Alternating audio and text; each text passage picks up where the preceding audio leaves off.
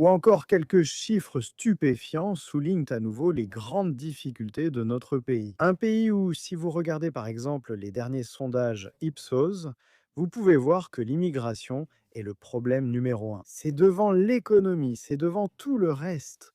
Ceci est évidemment dû aux politiques extrêmes menées ces dernières années par les gouvernements conservateurs et travaillistes. Maintenant, en ce qui concerne les gens qui quittent ce pays, eh bien, vous pouvez voir que les impôts sur les travailleurs dans ce pays, sous les travaillistes, ont explosé.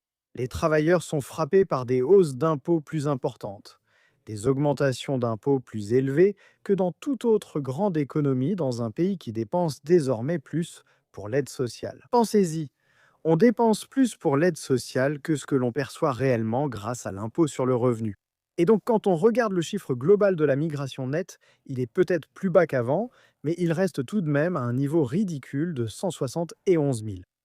En examinant les chiffres réels ici, on remarque quelque chose de très intéressant.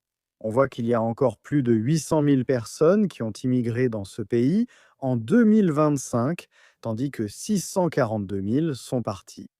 Donc cela fait un solde net de 171 000. Mais voyez ce signe très inquiétant de l'époque. Vous pouvez voir ici que 136 000 ressortissants britanniques de plus ont quitté ce pays qu'ils n'y sont revenus durant l'année, jusqu'en décembre 2025. Et vous pouvez voir là, parmi les jeunes âgés de 16 à 34 ans, il y a eu 75 000 départs de plus que de retours pendant cette période. Le chiffre le plus élevé jamais enregistré.